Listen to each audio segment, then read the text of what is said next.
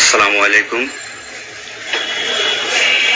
আমি আজকে আপনাদের সামনে কিছু গুরুত্বপূর্ণ কথা এবং কিছু অনুমেয় কষ্ট এগুলো বলার জন্য এসেছি।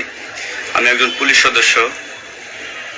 আমি সমগ্র জাতির কাছে একটা অনুরোধ নিয়ে আসছি এবং আমার যারা পুলিশ ভাই বন্ধু ব্যাটসম্যান যারা আছেন, আমি সকলের উদ্দেশ্যে কিছু কথা বলার জন্য আসছি। সমগ্র দেশের মানুষের সামনে কিছু কথা বলার জন্য আসছি।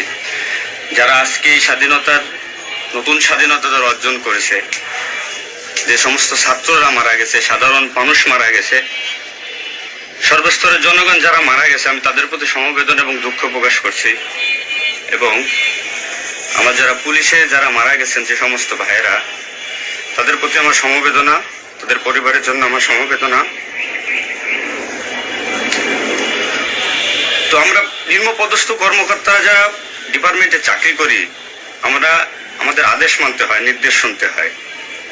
আজ দেখেন যে সাধারণ শিক্ষার্থীরা মারা গেছে, পুলিশ যারা মারা গেছে তারা সব নিম্নপদস্থ কর্মকর্তারা, যারা আদেশ দিচ্ছেন নির্দেশ দিচ্ছেন, তারা কিন্তু কেউ মারা যায় নাই, বা অন্য কোনো বাহিনীর কোনো সদস্য মারা যায় নাই। তো এখানে একটা প্রশ্ন থেকে যাবে, পুলিশ কেন হয়? Police is so called. Police আজকে দেশের জাতীয় ভিলেন। এই পুলিশ সর্বপ্রথম ৭১-এর মুক্তিযুদ্ধের সময় রাজাকার বাহিনীর বিরুদ্ধে প্রথম কাউন্টার অ্যাটাক রাজারবাগ থেকে দিছিল। আর সে গৌরবময় ইতিহাস উজ্জ্বল পুলিশের আর জাতীয় ভিলেনে পরিণত করেছে কিছু স্বার্থান্বেষী মহল। আমাদের পুলিশের কিছু স্বার্থবাদী পুলিশ কর্মকর্তারা যারা বড় বড় চেয়ারে বসে, বড় বড় জায়গায় বসে আমাদেরকে ব্যবহার করে তাদের স্বার্থ উদ্ধার করছে। আজ এতগুলো মানুষ মারা গেছে। আমি একজন পুলিশ, এর বাইরে আমি একজন ছাত্র ছিলাম। পড়ালেখা শেষ করে আমি চাকরিতে ঢুকছি। এটা আমার অপরাধ না। আমার ডিপার্টমেন্টকে করছে, এটা অপরাধ। আমি একজন সন্তানের বাবা। আমার 2 বছর বয়সে একজন সন্তান আছে। তো আমি একজন বাবা হিসেবে আমি এগুলো, আমার ভাইরা মারা গেছে, তা ছোট ছোট ছেলেমেয়েরা বলতেছে আমার বাবা কই, আমার বাবা কই। এগুলো মেনে নেওয়া যায় না, এগুলো কোনো মতেই মেনে নেওয়া যায় না।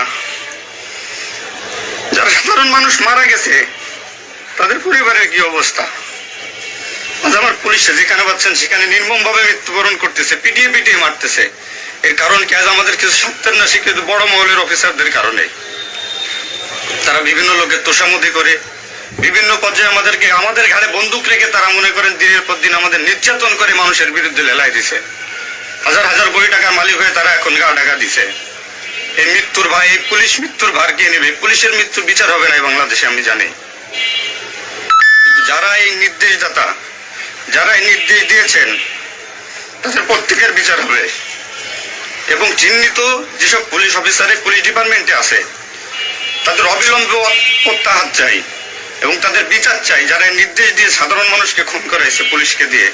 আচ্ছা, এতগুলো পুলিশ মারা গেছে, এই সম্পূর্ণ দায়ভার এই ডিপার্টমেন্টের অফিসারদের নিতে হবে। কোন অফিসার দেখছেন রাস্তায় মারা গেছে? মারা যায়নি। তারা নির্দেশ দিয়ে সরে গেছে, পুলিশকে সামনে ঠেলে দিয়ে। এটা হত্যাকাণ্ড। এই হত্যাকাণ্ডের বিচার আমি চাই। সমগ্র পুলিশ ডিপার্টমেন্টের এই হত্যাকাণ্ডের বিচার চাই। অবিলম্বে সব দুর্নীতিবাজ পুলিশ কর্মকর্তাদের অব্যাহতি দিয়ে তাদের শাস্তির আওতায় আনতে হবে। এই পুলিশ হত্যার দায়, এই পুলিশ হত্যার বিচার তাদের দিয়ে করতে হবে। আমি জানি না আমার এই কথা বলাতে আমার কি হবে না হবে, আমি সে পরোয়া করি না। আমি শঙ্কিত সেই পরিবার নিয়ে, যারা মারা গেছে, তাদের ফ্যামিলি, তাদের বউ বাচ্চাগুলো এতিম হয়েছে। তা সাধারণ মানুষ মরেছেন, আমি তাদের থেকে ব্যতীত। নির্মম ভাবে অত্যাচার করছে, এগুলো মেনে নেওয়ার মতো না। আমি সবাইকে অনুরোধ করব, আমার ভাই বন্ধু যারা আছেন, আমি কোনো উস্কানিমূলক কথা বলতে এখানে আসি নাই। আমি এখন সত্যি বাস্তব কথা বলতে আসছি। আমার কষ্টের সঙ্গে বলতে হয়, আমি একজন পুলিশ পরিবারের ছেলে। আমার বাবা ডিউটিরত অবস্থায়, অন ডিউটি অবস্থায় 2012 সালে মারা গেছেন। আমি পরিচয় দিতে পারছি মানুষের কাছে, আমি একজন পুলিশের সন্তান। আমার ছেলে মেয়ে কিভাবে পরিচয় দিবে তাদের সহপাঠীদের কাছে যে আমার বাবা একজন পুলিশ? কিভাবে পরিচয় দিবে? সিসি করবে। আজ মানুষের কাছে, জাতির কাছে, সমগ্র পৃথিবীর কাছে মানুষ আজকে ভিলেন রূপে পাবলিক পরিচয় হয়ে গেছে। এই মানুষগুলো,